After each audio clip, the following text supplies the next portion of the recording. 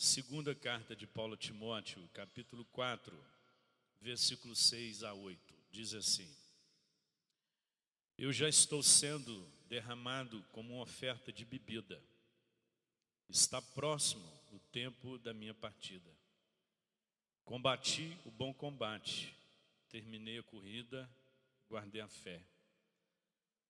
Agora me está reservada a coroa da justiça, que o Senhor justo juiz me dará naquele dia.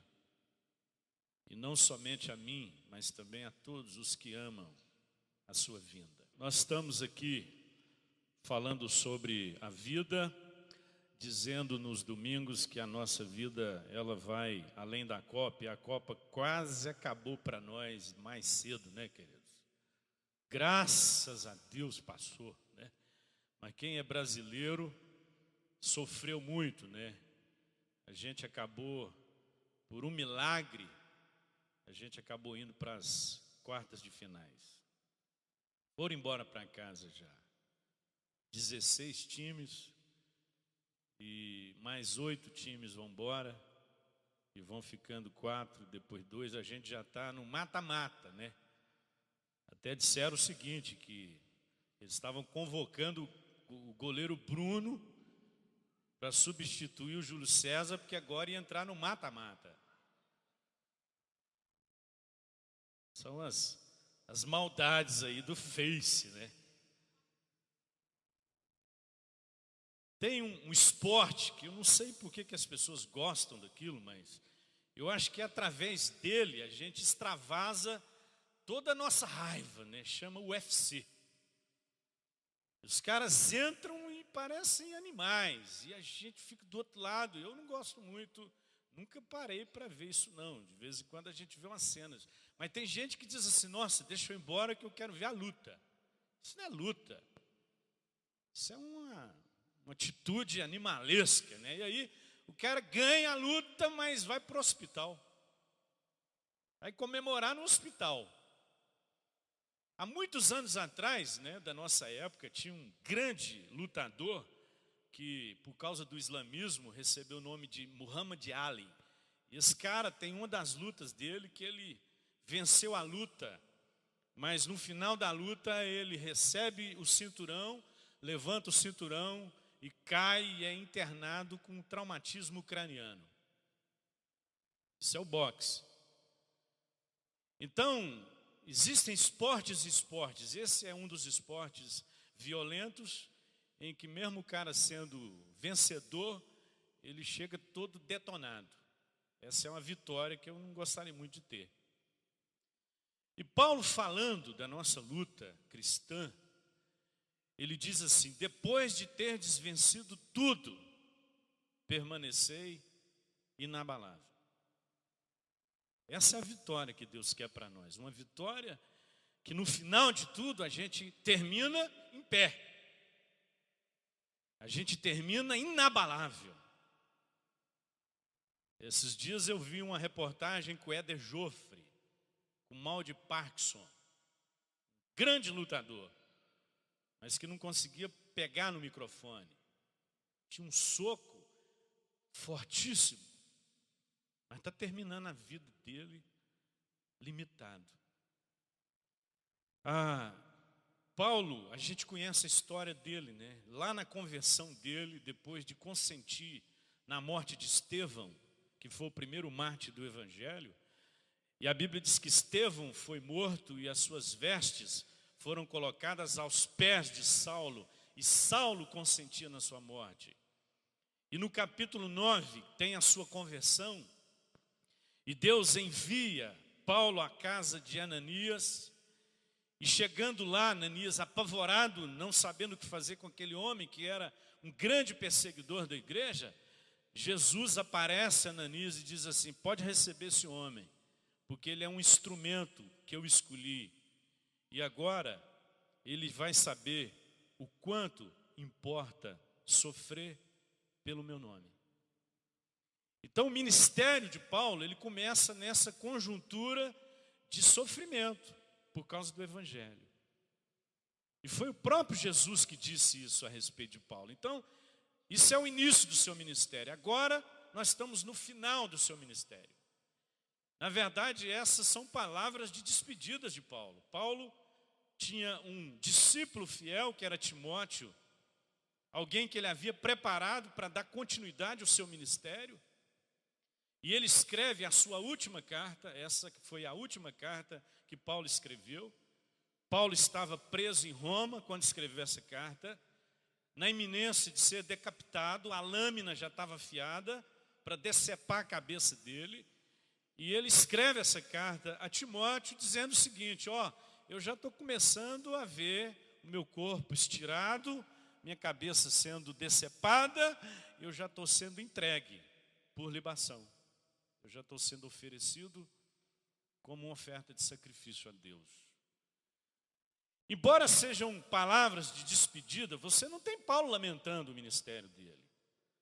Você não tem Paulo falando do que ele passou, do sofrimento que ele enfrentou, das lutas todas, como aquilo doeu na sua própria carne, como aquilo pesou sobre os seus próprios ombros. Você não tem Paulo terminando a sua vida, o seu ministério, e enviando uma carta dessa para as pessoas. Pelo contrário, você tem uma carta de otimismo. Você tem uma carta de um verdadeiro vencedor. E nesse texto, nessas palavras de Paulo a Timóteo, essa passagem trata de 3 tempos. Ela trata do presente. Paulo diz: eu estou pronto. Vivi o que vivi, fiz o que fiz, eu estou pronto. Estou prontinho para encontrar com Cristo. Paulo dá uma palavra sobre o passado, ele diz: eu fui fiel. Eu fui fiel naquilo que Deus me designou para fazer, naquilo que Deus confiou a mim, eu fui fiel. E aí Paulo tem uma visão de futuro, e ele diz: eu aguardo agora o grande dia, grande dia. Então, na verdade, isso é uma palavra de promoção de Paulo. Hoje a Márcia de manhã estava falando da semana, com más notícias, e aí ela mencionou a morte do senhor Vicente Francisco. Eu falei: por que isso é má notícia, hein? E se é má notícia para quem? A morte do crente só é má notícia para o diabo. Porque é ele que não quer que você morra sem se desviar do propósito. Então, por que é uma má notícia, hein, gente? Se isso é encarado como uma promoção. Então, quando vocês forem comunicar a minha morte, pelo amor de Deus, diga assim: eu tenho uma boa notícia para vocês. Pastor Lúcio foi promovido. Vocês não querem minha promoção, gente? Quem quer ser promovido aqui? Levanta a mão. Promoção. Quer não, Daniela? Deixa eu casar primeiro, né? Deixa eu casar primeiro. Então, amados, não tem um outro texto para aprendermos como alcançar o prêmio com celebração, que é o nosso tema da nossa campanha, melhor do que esse. Então, deixa Deus tratar com você hoje. Deixa o Espírito Santo ministrar o seu coração agora. Eu queria que você concentrasse naquilo que Deus vai falar ao seu coração e mais nada. Se está com dor aí, querido, toma um Doril, toma um Buscopan, faz qualquer coisa, mas não deixa que nada, absolutamente nada, roube o seu foco nessa hora. Se nós queremos alcançar o prêmio com celebração, nós temos que entender que nós estamos num bom combate. Diga para o seu irmão assim: você está num bom combate. É impressionante como que nós, com tanta facilidade, nós transformamos a nossa vida numa guerra. Eu ouvia uma reportagem daquela âncora do jornal, há muitos anos atrás, aquela morena, Glória Maria. E numa reportagem ela disse o seguinte: eu tenho que matar um leão por dia. E eu fiquei pensando, quantas pessoas vivem nessa consciência, nessa perspectiva de que todo dia elas precisam matar um leão. Querido, eu não mato o leão. Foi o leão que me matou. Foi o leão da tribo de Judá, a quem eu sirvo, ele já me matou. A ideia que a gente tem de que a vida é uma guerra de sobrevivência, que a gente tem que levantar de manhã para poder buscar o pão, que penosamente granjeaste. Essa luta da sobrevivência que não nos deixa viver a vida abundante que nós já recebemos, mesmo vivendo nesse mundo de injustiças, nesse mundo onde as coisas não saem como nós gostaríamos que saísse. Então Paulo diz: Timóteo, você sabe tudo que eu passei, mas preste atenção numa coisa: eu combati o bom combate. E a grande pergunta é: o que faz com que as nossas lutas e as nossas batalhas se tornem um bom combate? Se a nossa ideia de luta e de batalha é de uma coisa ruim. Impressionante como que a gente não sabe absorver as coisas que aparentemente são ruins como coisas boas, né? Eu disse aqui da importância de você agradecer as pessoas que estão te humilhando, que são instrumentos de Deus para tornar você melhor. A gente se alegrar com o fato de que estamos sendo humilhados, porque todo aquele que for humilhado será exaltado. Mas como é difícil aceitar isso? Como que nós acordamos todas as manhãs, queridos? Nós acordamos todas as manhãs sabendo que nós estamos combatendo um bom combate. Nós acordamos todas as manhãs sabendo que nós estamos envolvidos com aquilo para o qual nós somos chamados.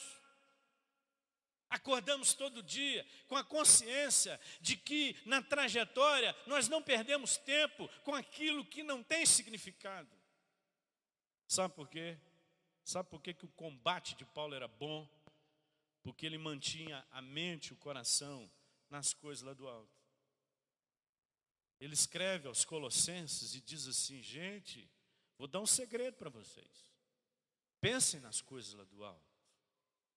Busquem as coisas lá do alto. Todo dia lidamos com coisas que perecem, queridos.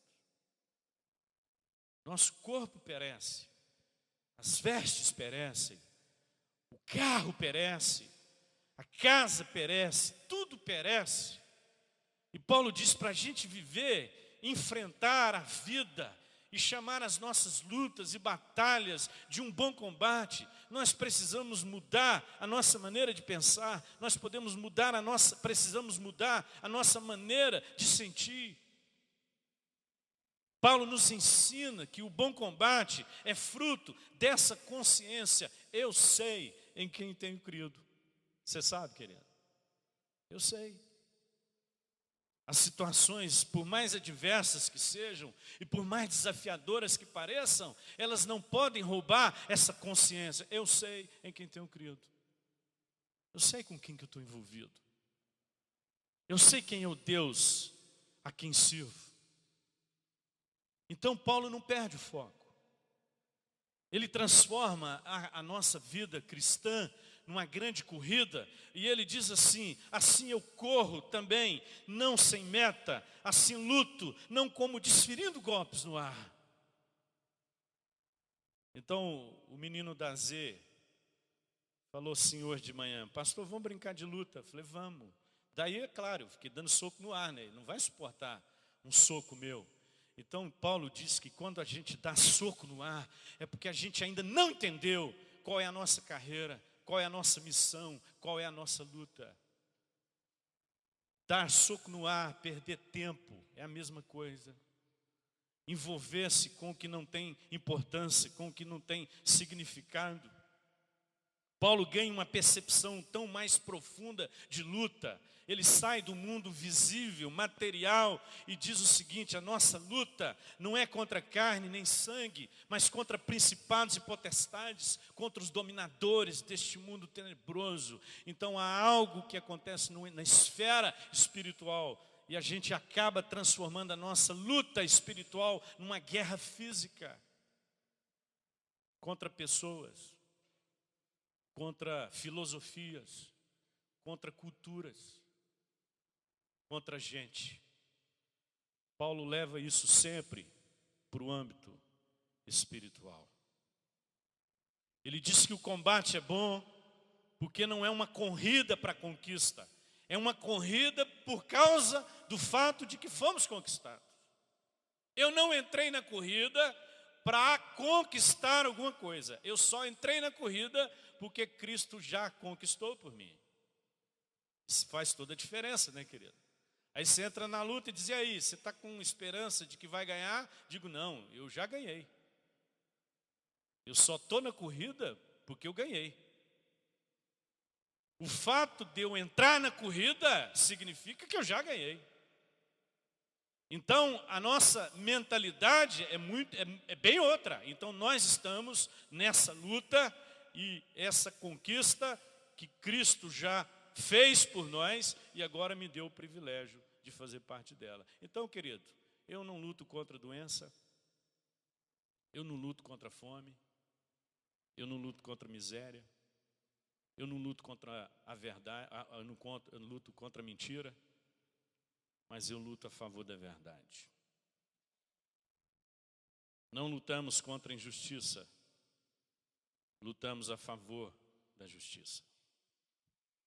Paulo diz que nós não acordamos todo dia na busca da sobrevivência, mas nós acordamos todo dia para manifestar a vida abundante que nós já encontramos em Cristo. É bom combate, porque nós somos mais do que vencedores em Cristo Jesus. Não se trata de ser um vencedor não, querido. Trata-se de sermos mais do que vencedores em Cristo Jesus. É claro que algumas coisas que nos acontecem enquanto nós estamos nesse mundo caído, nós nem conseguimos entender. Mas nós sabemos que Deus está no controle de todas as coisas. Eu não entendo muita coisa, querido. Com o que nós estamos lutando? Qual é o nosso combate? É claro que nós temos preocupações legítimas nesse mundo. Nós não somos ETs. Nós não somos alienados dessa vida. Nós temos que lutar com determinadas coisas que nós não gostaríamos que fizesse parte da nossa vida. Nós temos obrigações que roubam o nosso tempo, nós temos compromissos que muitas vezes nos impedem de estar com as pessoas que nós amamos. Quem não lamenta isso? Quem não chega em casa no final de semana e diga: poxa, eu queria tanto ter gasto mais tempo com os meus filhos e não pude. Por causa de uma responsabilidade, por causa de uma demanda que eu tenho e que é legítima. Mas hoje eu quero levar você a refletir. Qual é o seu combate? A olhar para a vida e se ver, ou avaliar se você não está entrando no mundo de Marta e não no mundo de Maria. A nossa reflexão hoje sobre o nosso combate é se nós não estamos inquietos e preocupados com muita coisa, quando na verdade uma só é necessária. Então todas as minhas preocupações devem ser avaliadas do ponto de vista da lógica e da fé. Deus, qual é a razão disso? Eu devo mesmo me preocupar como tem me preocupado? Talvez o que você precisa nessa hora é ouvir o que está no Salmo 46, verso 10. Aquietai-vos e sabei que eu sou Deus. Então passou lá um torcedor da seleção, em cima lá na arquibancada, andando para lá e para cá, e não conseguia ficar quieto. Vocês viram aquilo? Daí o cara vai para lá e vai para cá e não para. Quantas vezes eu me pego assim, inquieto, sem esse tempo de solitude, querido, de solitude. Deus não fala a alma apressada. Não vai falar. Se você tiver com pressa, Deus vai dizer, pode ir, então, que você tiver tempo, você volta. Porque eu quero falar com você, mas eu quero que você pare. Você já conversou com alguém que nem olha nos seus olhos? De vez em quando a esposa fala isso aí, olha nos meus olhos. Você está conversando com o esposo, com a esposa, e ela está olhando para um lado, para o outro, e o filho, e você diz, olha nos meus olhos. Então essa alma apressada, Deus não vai falar. Quem sabe o que nós precisamos fazer é o que está em Isaías 55, verso 2. Por que gastais o dinheiro naquilo que não é pão e o seu suor naquilo que não satisfaz? Deus, faz isso comigo. O verso 1 de Isaías 55 diz, vós que tendes sedes, vinde às águas e bebei. E vós que tendes fome, comei.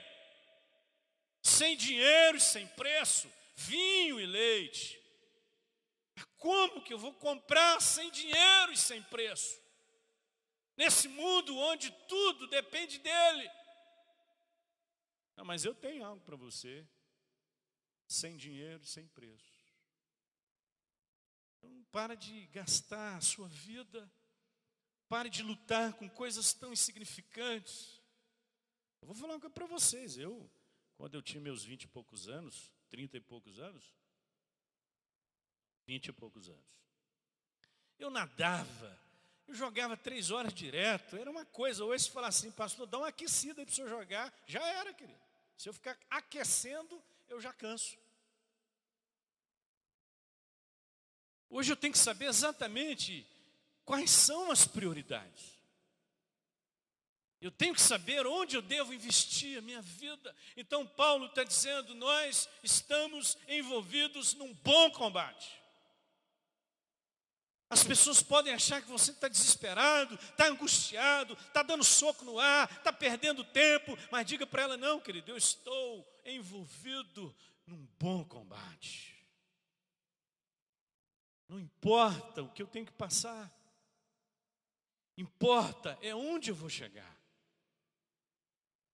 Segundo, se nós queremos terminar com celebração, nós temos que entender que nós estamos completando uma carreira.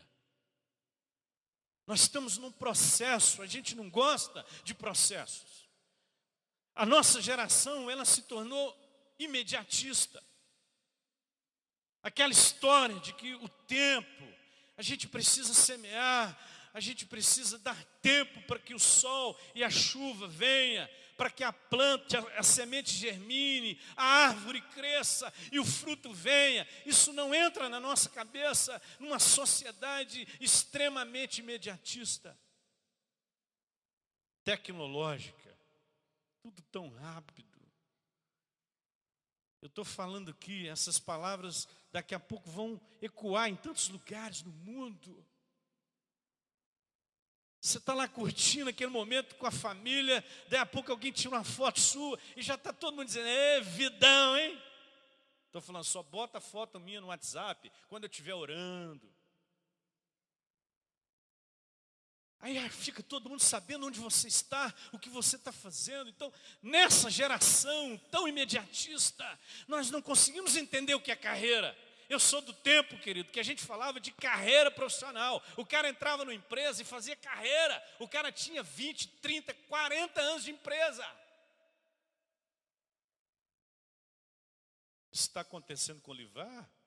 Vai acontecer. Quantos anos de Pfizer? 24 anos.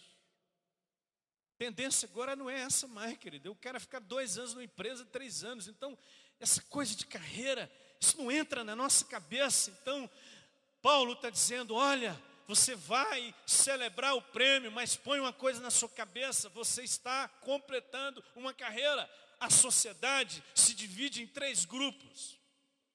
Nós temos os saudosistas que olham para trás e ficam recordando aquilo que aconteceram, ficam lembrando daquilo que foram os seus melhores anos, os seus melhores dias, os seus melhores momentos e enterram o presente. Porque esse passado não volta mais. Existem os imediatistas, onde o passado não interessa, onde o futuro está longe, mas a única coisa que interessa é o aqui e o agora. Não é nem o hoje, querido, é o momento. E existem as pessoas que são futuristas. A única coisa que lhes interessa é o futuro. Elas não querem saber do passado, elas não querem saber do presente, elas querem saber do futuro. O povo do Velho Testamento foi um povo que habitou em tendas. Por que eles habitavam em tendas? Porque Deus queria gerar na mentalidade deles a cultura de transitoriedade. É por isso que a Bíblia, falando de Moisés, diz que ele preferiu ser maltratado com o povo de Deus a usufruir os prazeres transitórios do pecado. Então essa ideia de transitoriedade, de que a gente é um peregrino aqui, um forasteiro, que a gente está numa terra estranha, embora todos nós, como patriotas brasileiros, torcemos pelo nosso time, a nossa pátria não está aqui, diz Paulo. Temos uma pátria celestial. Então a ideia da tenda é de que não se deve estabelecer uma residência fixa. Não se deve viver como se nós permanecêssemos o resto da nossa vida nesse chão. Nossa carreira teve início na eternidade. Eu li um livro, o título é Da Eternidade até Aqui. Eu achei interessante porque geralmente a gente fala daqui para a eternidade. E deu um nó na minha cabeça, porque isso muda a nossa maneira de entender a vida. Quando a gente tem a consciência de que não estamos indo para Deus, mas voltando para Deus. Nós não estamos indo para um lugar, nós estamos voltando para o lugar de onde nós viemos. Então, nas palavras do Paulo Júnior, o andarilho é aquele que não sabe para onde está indo. Mas o peregrino é o que sabe de onde veio e para onde vai. E que no processo está numa carreira, e que foi Deus que o colocou nessa carreira, e que Deus é que estabeleceu todas as coisas. E aí a gente vai ganhando consciência disso a partir da nossa conversão, quando nós recebemos a mente de Cristo. E a partir de então, queridos, os planos de Deus, a sua vontade, passam a ser mais importantes do que os meus planos e as minhas vontades. E aí nós entendemos que isso é a nossa carreira, isso é a nossa vida, isso é a nossa caminhada, o plano de Deus para mim. E aí eu entendo que tudo só tem sentido quando contribui para essa carreira. Paulo despedindo de novo, ele é muito cheio de despedida, né? Agora ele está despedindo os presbíteros em Mileto. E nessa despedida, ele quer animar a igreja, ele diz, olha, depois da minha partida, muitos lobos vão surgir entre vocês, vocês precisam tomar cuidado. Estou alertando vocês quanto a isso. Agora, eu não me importo, e eu nem considero a minha vida de valor algum para mim mesmo, se tão somente puder terminar a corrida, completar o ministério que o Senhor Jesus me confiou, de testemunhar do Evangelho da graça de Deus. Fala a verdade, querido. É com essa consciência que a gente está vivendo. Deus, eu não considero a minha vida mais preciosa para mim mesmo. O que eu quero é que a minha carreira se complete. Sabe a impressão que eu tenho, queridos? É que a gente está fazendo exatamente o contrário. Criamos a nossa carreira. Nós criamos os nossos negócios. E se der tempo, a gente dá uma olhadinha no que Deus tem para nós. Eu tenho os meus projetos, eu tenho os meus planos, mas de vez em quando vem assim uma piedade no meu coração, vem assim uma luz especial, e eu dou uma parada e digo: o que Deus quer da minha vida? Às vezes nós imaginamos Deus assim como um arquiteto, né? Maravilhoso, mas a gente se atreve a fazer os nossos desenhos, os nossos projetos, e aí a gente chega para Deus e diz assim: Deus, dá uma olhada nesse projeto, vê se ele está bom, e vê se o Senhor assina para mim. Aí Deus olha o nosso projeto, e lá embaixo tem um X, a gente fala assim para Deus: assina nesse X aqui. Aí Deus olha o nosso projeto, olha para nós e diz: coitado dele. Aí ele abre uma gaveta e tira um outro projeto. E lá naquele projeto ele diz: assina aqui. Esse é o meu projeto para você. Esse é o meu propósito para a sua vida.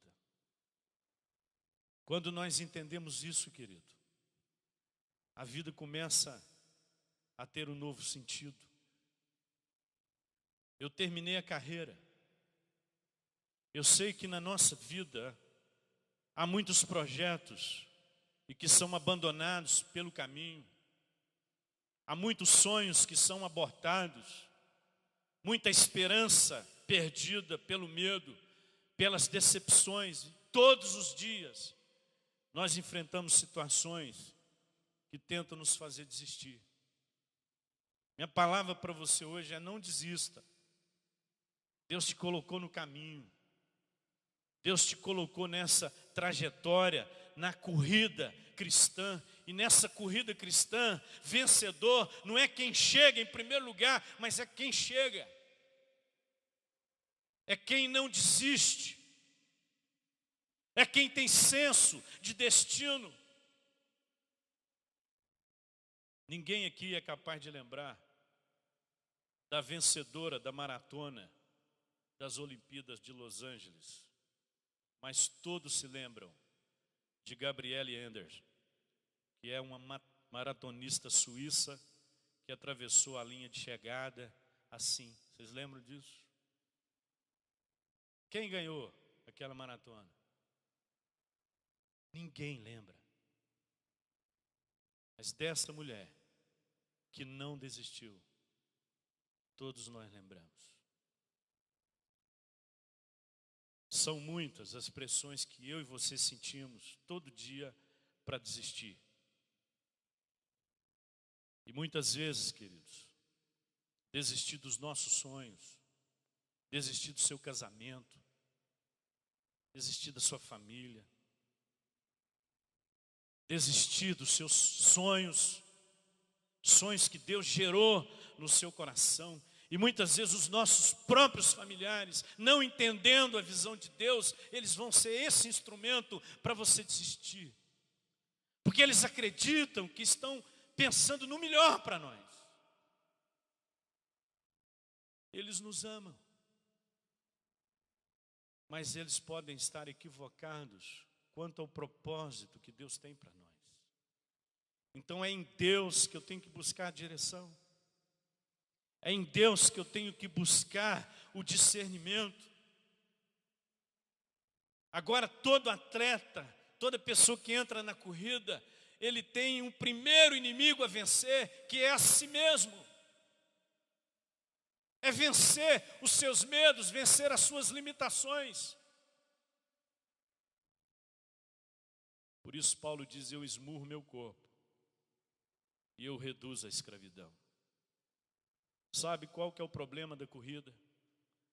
São as regras que têm que ser observadas. Tá, vocês também lembram de Ben Johnson, um canadense, nas Olimpíadas de Barcelona, de 92, que ganhou os 100 metros rasos, o homem mais veloz do mundo, mas foi pego no exame antidoping e perdeu a medalha. O homem mais veloz do mundo perde a medalha, um escândalo para o mundo, porque ele não obedeceu às regras. Paulo diz que todo soldado tem que lutar segundo as normas. A gente não gosta de norma, né? A gente até adotou a informalidade para a nossa vida. A gente quer uma coisa mais informal, mais descontraída. Os nossos filhos não querem regras, eles querem recompensas. Mas regras, quem gosta de regra? Mas a vida cristã e as regras existem para o nosso bem. Deus não é um desmancha-prazeres.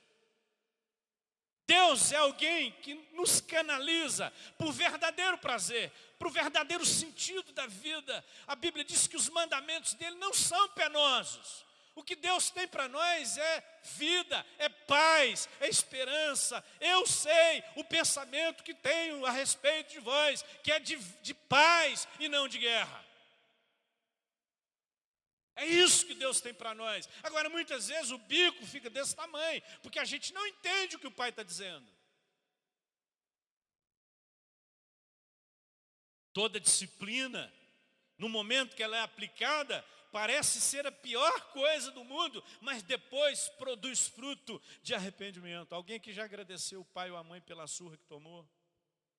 Na hora não, né? Mas depois de alguns anos, quando você for pai, mãe, e aí você estiver lá dando uma no filho, aí você diz, se eu ligar para meu pai, pai, obrigado por só ter me corrigido, porque o negócio não é brincadeira não. Regras que têm que ser observadas. Então, nesse processo, nessa corrida, essa é a única coisa que temos que fazer. E aí, queridos, o que nós fazemos aqui todos os domingos é ajudá-lo a ter prazer nas regras de Deus para a sua vida, entendendo que os mandamentos dele não são penosos, que o jugo dele é suave e o fardo dele é leve. Ah, gente, que prazer é receber sobre mim, tomar sobre mim o jugo de Jesus. O fardo de Cristo. Estamos aqui todos os domingos para ajudá-lo a não desistir. Quando tudo parece difícil, Deus traz você aqui e dá uma vitaminada em você, dá uma carregada nas suas baterias, e você volta para casa e diz, eu tenho motivos para não desistir. A Bíblia está cheia de pessoas que começaram bem a corrida, mas que terminaram de maneira desastrosa, que não chegaram ao fim. Nós temos Sansão, nós temos Saul, nós temos o rei Uzias e tantos outros homens que começaram bem a corrida, mas não deram sequência. Paulo escreve aos Gálatas e diz, vocês corriam bem, quem vos impediu de continuar?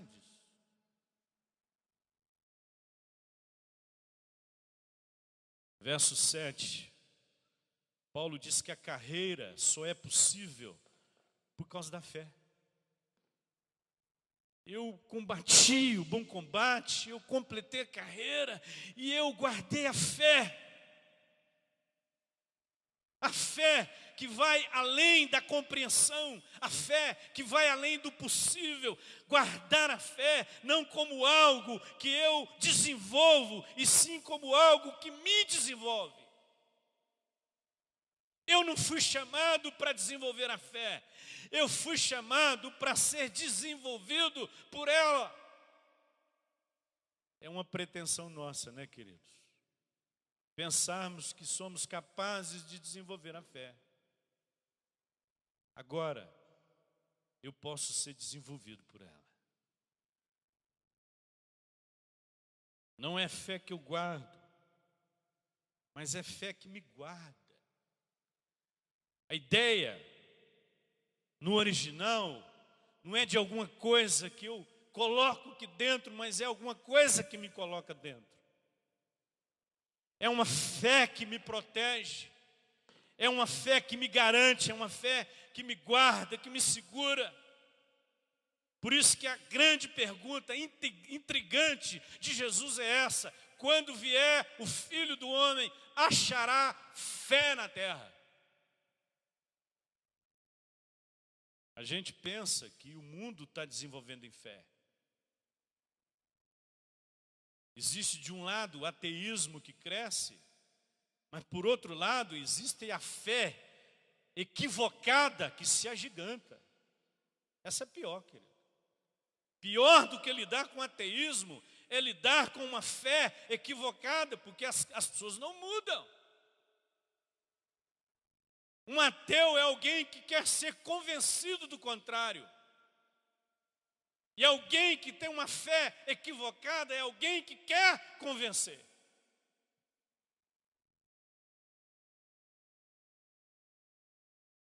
As pessoas, Jesus está dizendo, elas vão ficar tão impressionadas com as suas conquistas, elas vão ficar tão obcecadas pelo mundo material, pelo mundo visível, que elas vão desprezar a fé.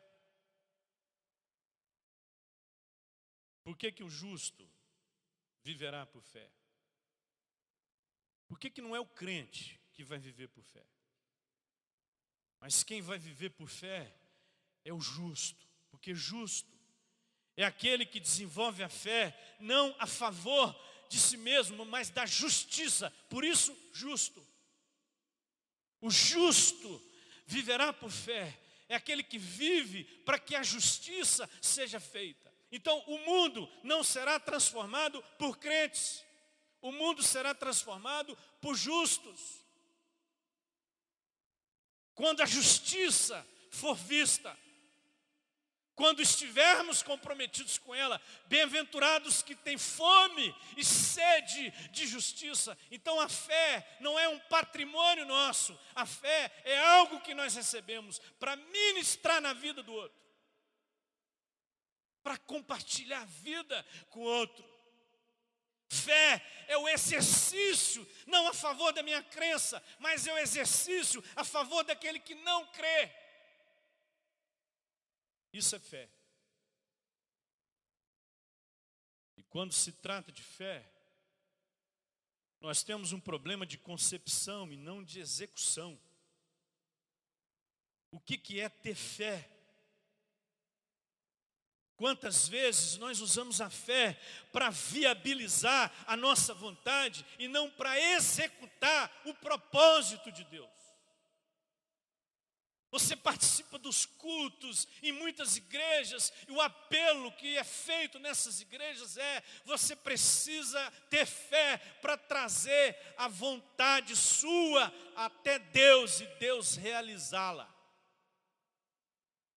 Quando na verdade o desafio é outro. Eu ter fé para submeter a minha vontade à vontade e o propósito de Deus. A fé não faz o crente. A fé faz o justo.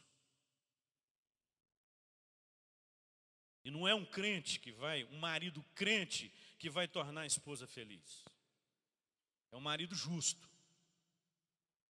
Esse sim, ele vai fazer sua esposa feliz. Qual é a fé que nós temos guardado? A fé de que Deus fará o que eu quero, ou que Ele me fará viver o que Ele deseja? A fé que coloca Deus no centro da minha vontade, ou a fé que me coloca no centro da vontade dEle, ainda que doa, ainda que gere um desconforto no meu coração,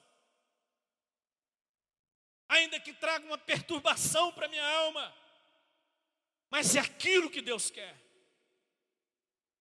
Foi isso que Paulo viveu. Deus, não interessa, a vida, ela não tem sentido para mim mesmo. Ela só tem sentido se ela for ofertada, entregue por libação, e se ela for vivida na perspectiva do que o Senhor quer e não do que eu quero.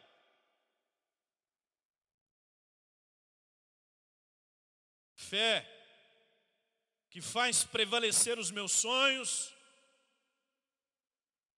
para cumprir os meus desejos, ou fé para que a vontade de Deus se estabeleça. É impressionante como que a gente transforma a vida cristã. Eu disse isso na sala de manhã.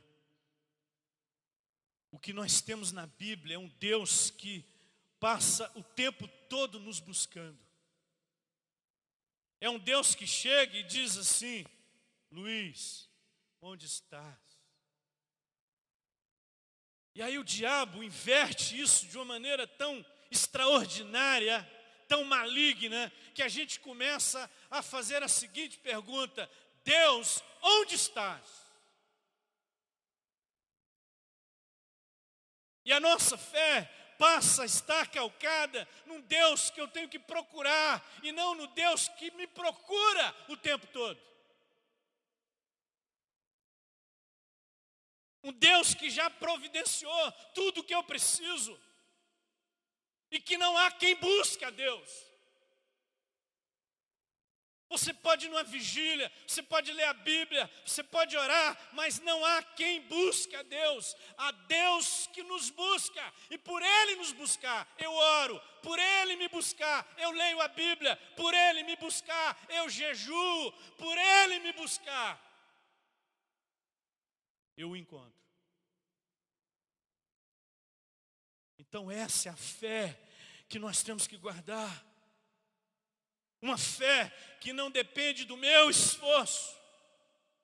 Uma fé que não depende da minha iniciativa, mas que depende única e exclusivamente da graça de Deus. Agora, querido, é perigoso. Ninguém quer viver na graça. É difícil para a nossa mente e para o nosso coração absorvermos a ideia de que um Deus que fez tudo por nós. Então, querido, tem uma fé aí que você não tem que guardar, não. Você tem que jogar fora. Eu guardei a fé. E terceiro e último lugar, para alcançar esse prêmio com celebração, nós temos que entender que nos aguarda uma grande recompensa. Amém, querido? Recompensa não por aquilo que nós fizemos. Recompensa pelo que Cristo fez. Isaías 53 diz que ele verá o fruto do seu penoso trabalho e ficará satisfeito. Alguém aqui está sofrendo? Está sendo penoso? Não, querido. Ele verá o fruto do seu penoso trabalho e ficará satisfeito. Então a recompensa é fruto do que Cristo conquistou por nós. Então o nosso esforço não é desempenhar um serviço, mas é manter um relacionamento. Gastamos muito tempo da nossa vida tentando impressionar, porque a gente só impressiona os outros com serviço. Ó bem, a comida ficou boa, desempenhei bem meu papel de cozinheira hoje. E aí, o que você achou da casa? E aí, gostou do serviço? Então as nossas relações acontecem assim. O serviço é uma forma que nós entendemos de sermos aceitos. E aí Deus diz assim: não, Marta, esquece o serviço, eu quero relacionamento. Maria escolheu a boa parte. E essa não será tirada. Querido, se você for tentar conquistar Deus pelo serviço, o diabo é melhor do que você. De serviço ele entende mais do que todo mundo junto aqui. Mas sabe qual que é o problema do diabo? Ele não sabe nada de relacionamento. Então o que mais Deus quer da minha vida e da sua vida é que nós desfrutemos dele. É por isso que a Bíblia não diz agrada ao Senhor. Ela diz agrada-te do Senhor. Sabe por que os desejos do seu coração não são satisfeitos? Porque o diabo mandou se agradar a Deus. E você fica tentando encontrar a melhor forma de fazer isso. Aí você não sabe se Deus gosta de bolo de laranja ou de chocolate, você chuta. Ah, vou fazer um bolo aqui. Aí você chega para Deus com aquele bolo de chocolate, lindo e maravilhoso, e Deus diz assim, Eu tenho alergia a chocolate. Aí você fala, puxa, errei nessa, hein? Mas aí a gente tenta um novo serviço, a gente tenta um novo desempenho. E aí Deus diz, não, esquece isso. Eu quero é relacionar com você. Sabe por que eu fiz o mundo em 6 dias? E resolvi descansar. E falei, agora eu vou fazer o homem a nossa imagem e semelhança. Como é a nossa imagem e semelhança? Relacionamento. É a trindade. Deus disse agora, o serviço está pronto. E vamos brincar, gente. Vamos curtir o relacionamento. Shakespeare disse o seguinte, que amigos podem passar o tempo todo sem fazer nada e desfrutarem do melhor da amizade. Nós estamos falando aqui do quinta total, que é comer, mas vou te dizer uma coisa, querido, o problema, Jesus, quando ele passa 40 dias no deserto, e ele encontra com os discípulos, ele diz, eu desejei ardentemente comer convosco. Aí a gente dá ênfase no comer. Mas Jesus dá ênfase no convosco. Queria comer com vocês. Eu desejei ardentemente estar à mesa com vocês. Desfrutar da comunhão com vocês. Então Paulo termina no verso 8 dizendo, já me está reservada a coroa da justiça, que o Senhor justo juiz me dará naquele dia, e não somente a mim, mas também a todos os que amam a sua vinda. Vou te falar uma coisa, nós damos nome de vitórias, aquilo que na verdade são conquistas. Conquistas nesse mundo. O cara passa no vestibular, passa no concurso, muda de emprego, é curado de uma doença, e aí ele diz, isso é uma vitória. Não, que isso é uma conquista. Só tem uma vitória. A vitória para Paulo, ela está relacionada com o combate, com a carreira e com a fé, e a recompensa não está relacionada com esse mundo, mas com o desfecho da vida. Encontramos Paulo numa crise, queridos, uma crise. Ele escreve aos Filipenses dizendo, olha, eu quero estar com vocês, porque estar com vocês é melhor para vocês, mas eu desejo estar com Cristo, o que é incomparavelmente melhor. Eu já não sei mais o que eu faço, se eu peço a Deus para continuar com vocês, ou se eu peço a Deus para ir, porque é incomparavelmente melhor estar com Ele. Então a gente fica assim, coitado, William, né, gente? Coitada de nós, querido. Por isso que lá em Provérbios diz que há mais festa na casa do luto.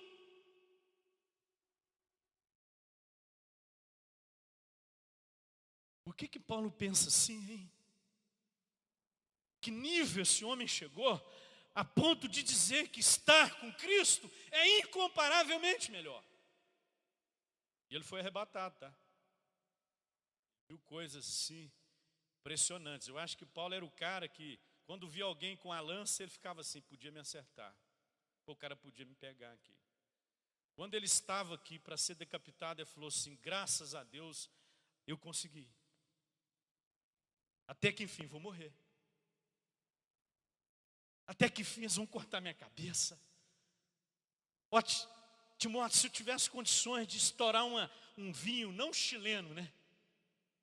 Se eu tivesse condições de estourar um vinho aqui e servir uma taça para você, Timóteo, eu faria.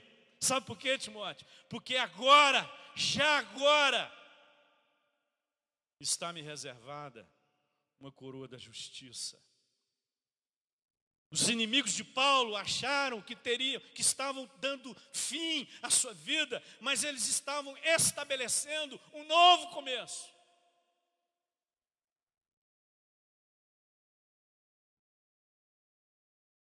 Muitas coisas acontecem na nossa vida e nos emocionam.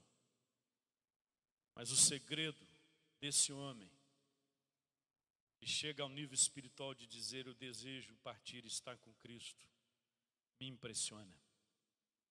Agora me está reservada a coroa da justiça.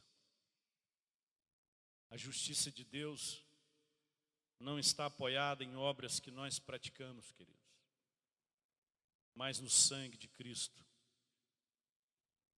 e nos livra da condenação. Jesus conquistou o direito de ser chamado justo, porque Ele é o único que tem poder para nos justificar.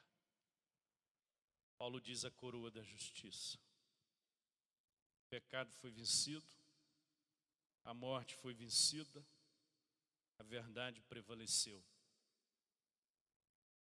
Valeu a pena acreditar, valeu a pena combater o bom combate, valeu a pena completar a carreira e guardar a fé. Não foi perda de tempo. As nossas vigílias não são inúteis. O nosso compromisso não é inútil. Valeu a pena pagar o mal com o bem. Valeu a pena abrir mão dos prazeres da carne em detrimento de uma vida consagrada a Deus. E o Senhor justo juiz. Olha o que diz Agostinho. Não sabemos por que razão o julgamento de Deus torna pobre um homem bom e rico um homem mau. Nem sabemos por que os maus desfrutam de boa saúde, enquanto o homem da religião se enfraquece em doenças. Assim, embora não saibamos por qual julgamento essas coisas são executadas ou permitidas por Deus, em quem há a mais sublime virtude, a mais elevada sabedoria e a mais alta justiça, em quem não existe fraqueza, nem precipitação, nem injustiça, ainda assim não é nada menos que proveitoso para nós aprendermos a não considerar tão importante a boa ou a má sorte que compartilham as pessoas boas ou as más. Justo juiz. Porque Ele não julga segundo a lei da morte, mas segundo a palavra da vida. Eu vim para que tenham vida. Quer saber o que é o reino de Deus? Paz, justiça e alegria no Espírito Santo. E finalmente no verso 8, ele termina dizendo: me dará naquele dia. Então Deus fez uma agenda. O grande dia já está estabelecido e não há quem mude isso. Paulo disse que pode parecer demorado, mas haverá aquele dia. Chegará aquele momento. Alguns já ouviram aquela voz que diz: entra para o gozo do teu Senhor. Alguns viram os céus abertos, como Estevão, para receber o seu Espírito. Muitos desceram à sepultura, estão aguardando no paraíso o dia da ressurreição. E aí Paulo, para terminar no verso 8, diz: esse coroamento é para a igreja. E não somente a mim, mas também a todos os que amam a sua vinda. Paulo diz que a vitória de todos aqueles que decidiram colocar o coração na única coisa que vale a pena é amar a vinda de Cristo. Querido, fala a verdade. Você nem lembra disso. Eu tive um professor no IBEL. Ele disse que todas as manhãs ele abre a janela da casa dele e olha para fora e faz a seguinte pergunta: será hoje? Quantos amam a vinda do Senhor? Parece que a gente tem que estar na iminência da morte, né, querido? Com dores horríveis. Aí você fala: gente, não aguento mais, Senhor me leva. Porque se estiver aguentando, a gente quer ficar, né? Em plena saúde e vigor. Deus, aqui está maravilhoso, eu estou me sentindo assim, no melhor momento da minha vida, mas será que isso não vem? Vem logo, Deus, vem logo. Quantos amam a sua vinda? Quantas coisas ocupam a nossa mente, embora Deus tenha uma agenda para nós. Aqueles que sabem que a vida está chegando ao fim, ou não está chegando ao fim, mas está chegando um novo começo. Gente que sabe que a velhice é um testemunho de que o nosso corpo, entregue à corrupção, ele está chegando o momento de descer à sepultura e aguardar a ressurreição, que vai transformar o nosso corpo de humilhação em corpo de glória. Vamos usando uns cosméticos aí, vamos pegando um bisturi, vamos dando umas esticadas no que puder. A gente não quer envelhecer. Mas sabe o que nos aguarda? Ressurreição. Quando você olhar para o meu corpo assim, não sei como que ele vai estar, mas diga que isso vai ser sepultado agora, uma semente corruptível, e vai nascer uma incorruptível. Vai sepultar em fraqueza e ressuscitar em força. Vai sepultar em humilhação e vai ressuscitar em honra. Então essa é a nossa vitória. Então eu quero terminar dizendo que a grande questão não é vitória, mas é alcançá-la, ou alcançar o prêmio com celebração. Para isso, nós temos que entender que nós estamos num bom combate. Essas coisinhas que eu estou sofrendo em você vão passar logo. Essa dorzinha na junta, na coluna, isso vai passar logo. De que nós estamos completando uma carreira, que isso envolve um processo, isso envolve perseverança, não desistir jamais. E terceiro, que nos aguarda uma grande recompensa. Alguém disse, pastor, o que é galardão, hein? A gente é tão preso em valores que a gente já quer saber se galardão no céu é uma casa em condomínio fechado. Pelo amor de Deus, né, querido? O que eu menos vou querer no céu é condomínio fechado. É uma pedrinha assim, maiorzinha, na minha coroa, né? Até para todo mundo olhar e falar, não, o cara é o cara, hein? O que é galardão, hein, pastor? Galardão é você chegar no céu e Jesus olhar para aquela multidão e dizer o seguinte, essas pessoas aqui, elas vieram por causa do sangue de Cristo e o evangelho anunciado através da sua vida. Isso é galardão. É você olhar tantas vidas que foram transformadas pelo seu testemunho. Não interessa vizinho de quem você vai ser. O que interessa é que você vai estar lá, fazendo parte de uma grande família. Talvez alguém aqui hoje à noite não entendeu que existe esse combate, que existe essa carreira e que existe essa recompensa. Mas o Espírito Santo de alguma forma falou ao seu coração e você quer entregar-se a Ele. Pessoal do louvor, por favor. Você quer entregar-se a Jesus, dizer, Senhor, é isso que eu quero para a minha vida. Eu quero sair dessa luta da sobrevivência. Eu quero ganhar uma nova percepção de quem o Senhor é. Verdadeira percepção da vida. Eu quero me render aos teus pés, Senhor. Eu entendi hoje à noite. Eu entendi que Cristo venceu por mim. Eu entendi, Senhor, que a coroa da justiça me está reservada. Eu que olho para a vida e acho ela tão injusta, vejo as coisas acontecendo à minha volta e tenho a sensação de que o mal prevaleceu, de que a mentira prevaleceu. Mas eu quero me comprometer com a verdade. Eu quero sair daqui entendendo que o meu lugar não é aqui. Eu não faço parte desse mundo. Quero que você venha aqui à frente. Eu quero orar com você. Pode ser hoje à noite, o dia, e pode ser esse o momento mais importante da sua vida, querido. Paulo um dia, traído pela religião, acreditando fazer a vontade de Deus, ele foi tocado de uma maneira especial no caminho de Damasco, e lá ele se rendeu a Jesus. Lá ele ouviu uma voz que dizia, Saulo, Saulo, por que me persegues? E ele era religioso, querido. Mas ele precisou, naquele momento, fazer uma entrega para Jesus. Então, vamos colocar em pé. E você que sente no coração que precisa fazer essa entrega.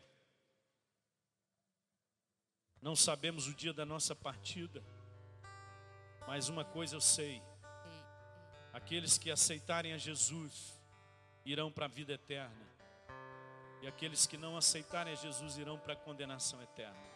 Vamos louvar ao Senhor. Enquanto louvamos ao Senhor, pode sair do seu lugar, pode vir aqui à frente, coloca a sua vida na presença do Senhor.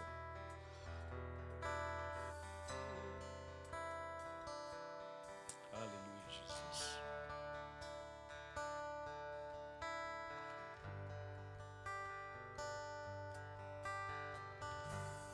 Quero ser como criança, Aleluia, Jesus.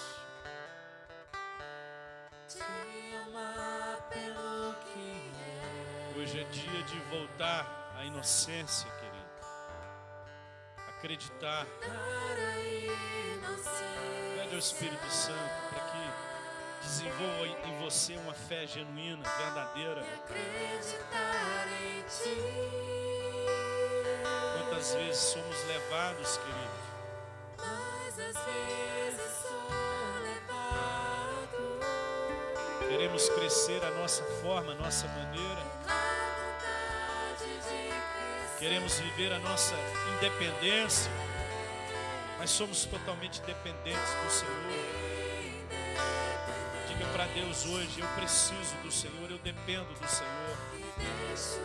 Pai, obrigado por essa noite, Senhor.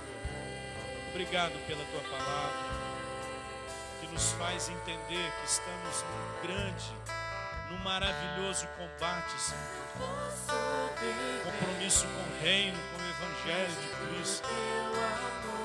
Que não sejamos traídos, Senhor,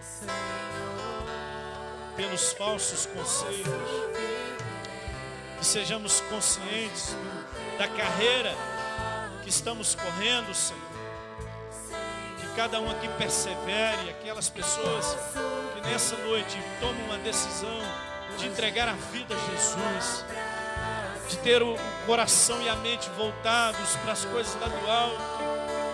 Dê a essas pessoas a consciência de que lhes aguarda uma grande recompensa, Senhor. A todos aqueles que amam a sua vinda, que o nosso coração deseje a tua vinda, Senhor.